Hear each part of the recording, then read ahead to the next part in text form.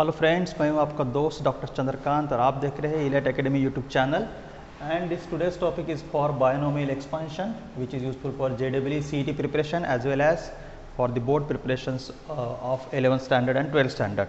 Okay, so अभी तक हमने इसके न्यूमेरिकल में स्टार्ट करवा चुका हूं और टाइप 1 के 4 न्यूमेरिकल्स हमारे हो चुके थे।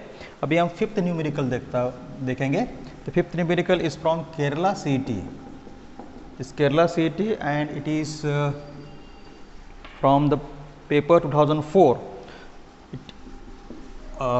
The question is the last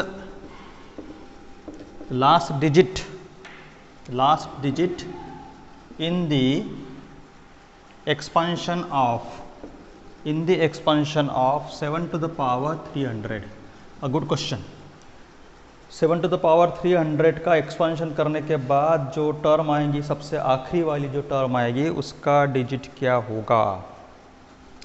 अभी उसके लिए तो 7 to the power 300 करने कितना समय लगेगा। So better we can reduce this particular term like this 7 can be return as 7 square. अब आप बोलोगे कि sir why you have chosen 7 square, the answer is further. फिर नेक्स्ट स्टेप में आपका आंसर पता चल जाएगा कि वी आर एक्सपांडिंग। एक्सपेंशन करने के लिए व्हाट इज नेसेसरी, एक्सपेंशन करने के लिए 2 टर्म नेसेसरी होती है, जैसे a + b to the power n, then only you can apply the expansion formula.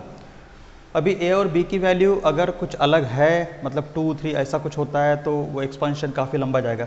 और सिंपल एक्सपेंशन में क्या है कि 1 टर्म शुड बी 1। अगर फर्स्ट टर्म तुम्हारी 1 हो जाती है, दूसरी टर्म कुछ दूसरी रहे तो 1 रहेगा, तो कैलकुलेशन थोड़ा सा ईजी हो जाएगा।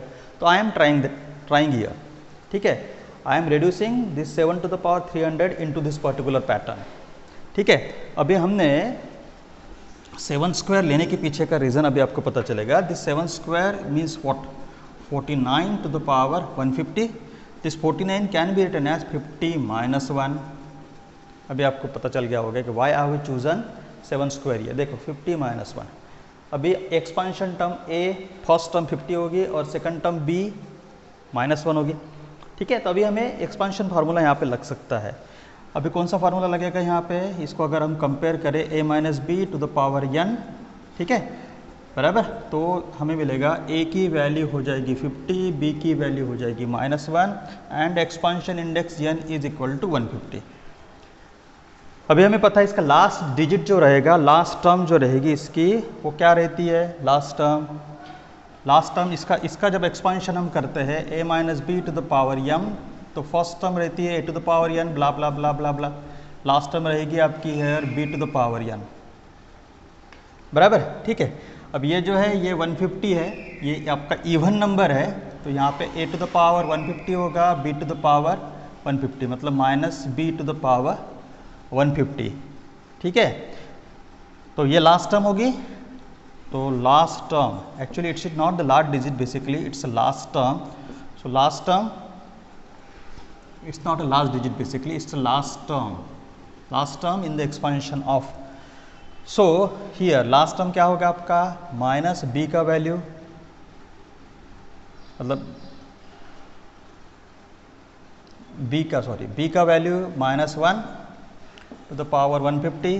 1 का पावर कितना भी रहे, आंसर 1 ही आता है। -1 to the power 150 ये आपका इवन नंबर है, वो भी हम आएगा।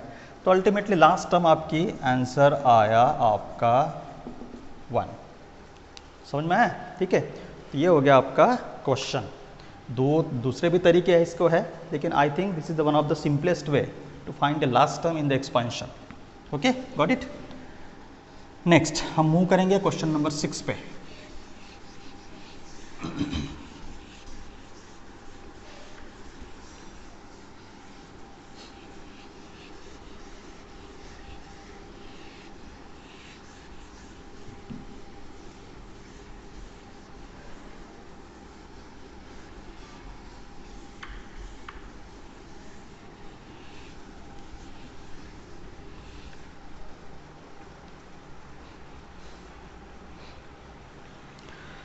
Question number 6 which is quite interesting, and the question is if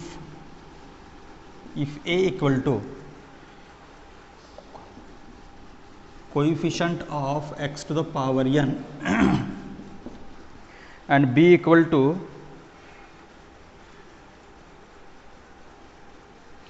a equal to coefficient of x to the power n in the expansion of 1 plus x to the power twice n, and b is given as coefficient of x to the power n in the expansion of 1 plus x to the power twice n minus 1. Okay. So, what is asked?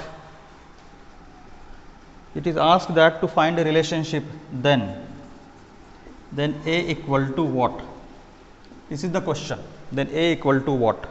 ठीक है, तो हमें क्या करना पड़ेगा, 1 plus x to the power twice n, इसको expand करना पड़ेगा, उसमें x to the power n का कोएफिशिएंट निकालना पड़ेगा, वो हो जाएगी वैल्यू a की।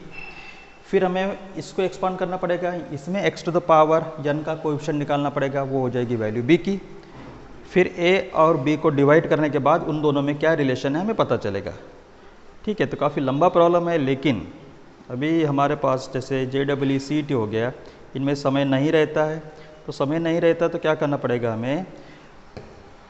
हमें इसको कुछ दूसरे तरीके से करना पड़ेगा, लेकिन दूसरे तरीके के लिए शॉर्टकट फार्मूले याद करना पड़ेगा।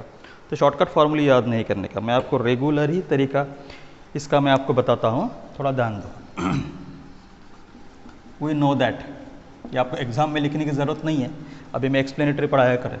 a plus b to the power n का समेशन फॉर्मेट में मैंने आपको फार्मूला पढ़ाया है।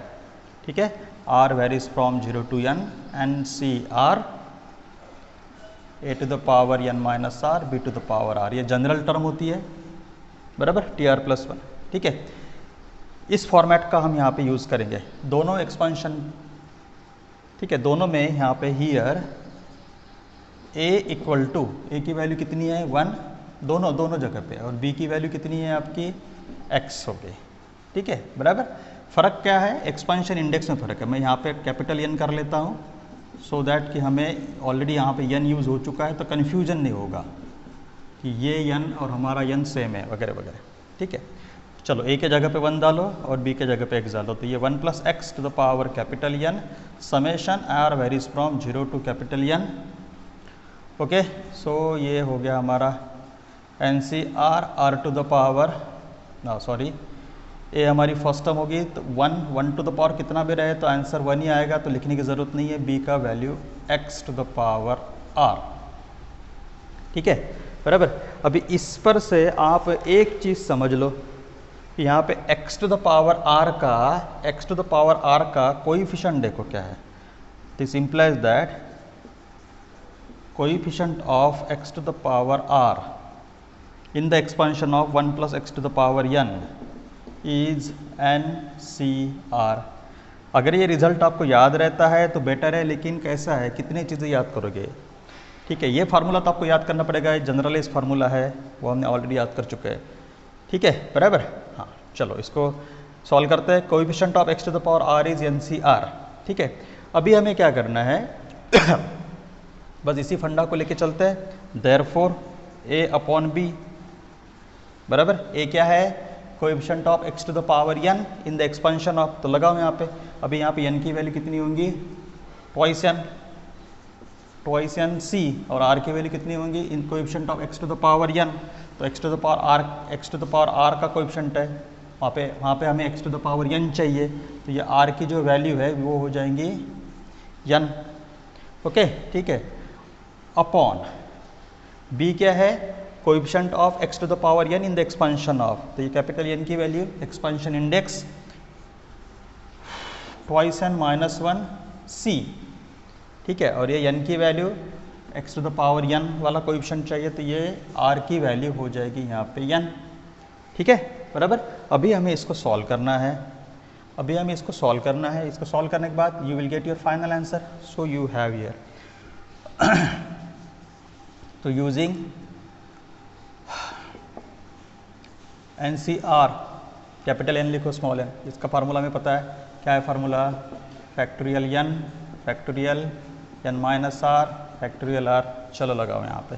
सो a upon b is equal to, चलो तो ये आएगा हमारा factorial twice n factorial twice n upon n minus r बटा twice n minus n, twice n minus N factorial, factorial r means factorial n into 1 upon इसका यह आएगा twice n minus 1 factorial upon n minus r means twice n minus 1 minus n, ठीक है, बराबर, upon factorial N. समझ में आ गया? ये फार्मूला कॉम्बिनेशन का ये डिनोमिनेटर के लिए हो गया, ये हो गया हमारा न्यूमिनेटर के लिए। तो यहीं पे क्या क्या चीज़ें कैंसिल होती है वो यहीं पे कैंसिल कर लो, ठीक है। तो देखो फैक्टोरियल एन यहाँ कैंसिल हो गया। चलो थोड़ा सिंप्लीफाई करके इसको लिखते हैं। तो twice n factorial upon twice n minus n मतलब एन, ठीक है, इनटू ये ऊपर जाएगा ट्वाइस एन माइनस एन मतलब एन, तो ये एन माइनस 1 ये हो गया आपका ऊपर, बराबर, और नीचे रह गया ट्वाइस एन माइनस 1 फैक्टोरियल, ठीक है। चलो इसको सिंप्लीफाई करते हैं। So a upon b is equal to, अभी ट्वाइस एन है, ट्वाइस एन को फैक्टोरियल से बाहर निकालो, ट्वाइस एन तो मैं आपको ऑलरेडी पढ़ा चुका हूँ। जैसे फैक्टोरियल 5 मतलब क्या होता है, 5 इंटू 4 इंटू 3 इंटू 2 इंटू 1। तो जो एक नंबर जब बाहर निकलता है तो बाकी नंबर इसको हम फैक्टोरियल में लिख सकते हैं। तो 5 इंटू फैक्टोरियल 4 इसको हम ऐसे भी लिख सकते हैं, ठीक है। तो ट्वाइस एन फैक्टोरियल में ट्वाइस एन बाहर निकला तो अंदर क्या बचा, ट्वाइस एन माइनस 1 फैक्टोरियल, ठीक है, बराबर, हाँ, इंटू नीचे वाले में से n बाहर निकालो, अंदर क्या बचेगा n माइनस 1 फैक्टोरियल, ठीक है। इसको एज इट इज़ रखो, इसको एज इट इज़ रखो। चलो क्या क्या कैंसिल होता है, n minus 1 factorial, n minus 1 factorial, twice n minus 1 factorial, twice n minus 1 factorial cancel, n cancel. So finally relationship आया हमारा a upon b is equal to 2, that is a is equal to twice b, okay. कोई हमने यहाँ पे shortcut वाला formula use नहीं किया, ठीक है, बस ये एक बेसिक कंसेप्ट को लेके हम चले, ठीक है। लेकिन ये भी कहाँ से आया, तो आपको अगर याद करना है तो यहाँ से याद करना पड़ेगा, याद नहीं करना है तो ये बेसिक फार्मूला आपको याद है, यहाँ से यहाँ करने के लिए 10 सेकंड का समय लगेगा, आपको ये फार्मूला मिल जाएगा। इस फार्मूले का यूज़ करके हम इसको सॉल्व कर सकते हैं। तो एक बार आप देख लो, कुछ क्वेरीज होगी तो मुझसे पूछो।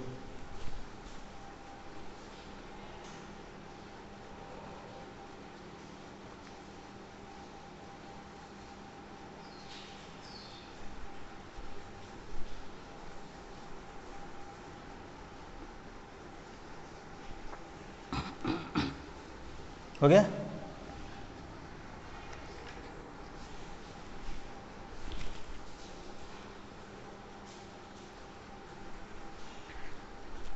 चलो अभी हम देखते हैं हमारा क्वेश्चन नंबर 7, फिर इसके बाद एक लास्ट क्वेश्चन, और नेक्स्ट लेक्चर में फिर हमारा टाइप नंबर 2 हम शुरू करते हैं, ठीक है। क्या है question, in the expansion of the coefficient of x to the power 4, very simple, ठीक है। अभी कुछ नहीं करना, हमारा जनरल फार्मूला लगाना है। इसको अगर हमने कंपेयर की है, किसके साथ कंपेयर करते हैं हम, a plus b to the power n के साथ, ठीक है।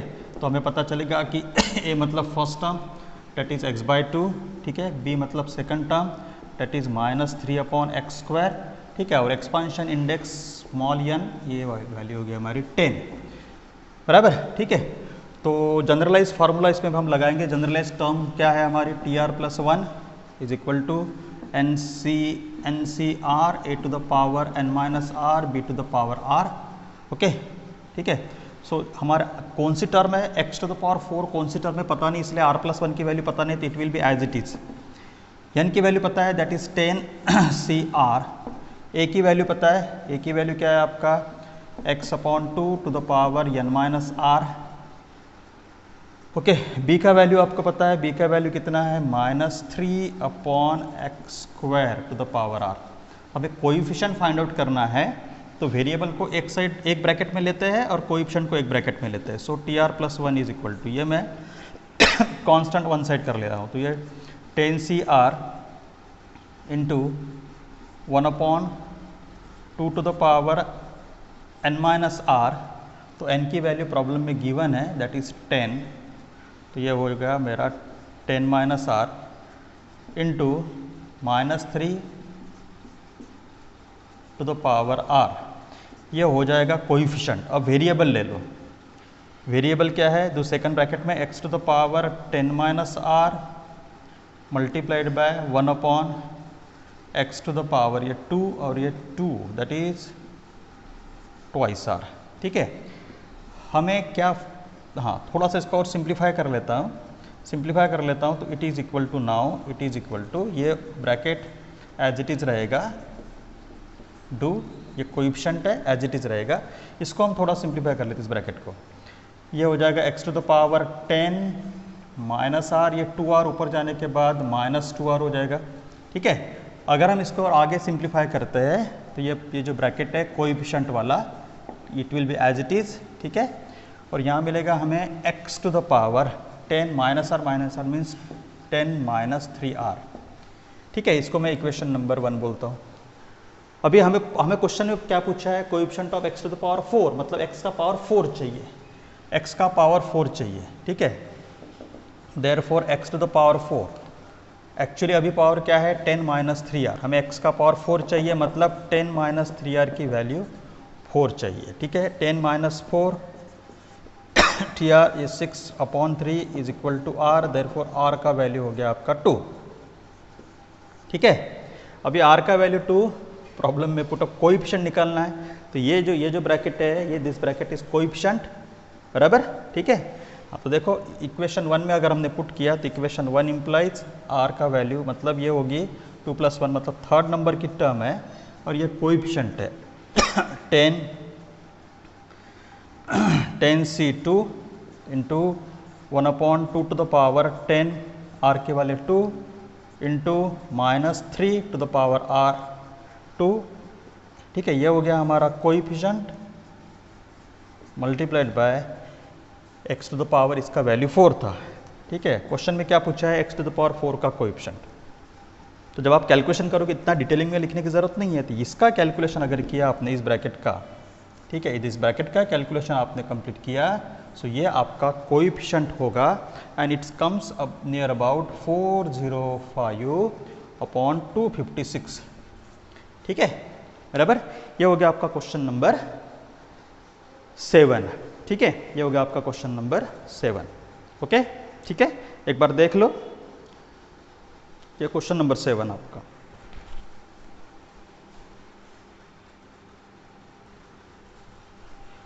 ठीक है, ये आपका क्वेश्चन नंबर 8 है, NDA 2007 में आपको आ चुका है। ये मैं आपको होमवर्क के लिए देता हूँ क्योंकि मिडिल टर्म के मैंने बहुत सारे काफ़ी प्रॉब्लम लिए हुए हैं, मिडिल टर्म की हिंट भी यहाँ पे दी हुई है, आप एक बार अच्छे से चेक कर लेना। ठीक है, n का वैल्यू 12 वगैरह वगैरह वगैरह। ठीक है, इसके हिसाब से आप इसको सॉल्व करो, तो कोई डिफ़िकल्टी आती है आप कमेंट बॉक्स में लिख सकते हो। ठीक है, I will provide the solution. Okay, तो बच्चों वीडियो आपको कैसा लगा, कमेंट करो, लाइक करो, शेयर करो, और चैनल पर अगर नए होंगे तो प्लीज़ सब्सक्राइब करो। तब तक के लिए जय हिंद।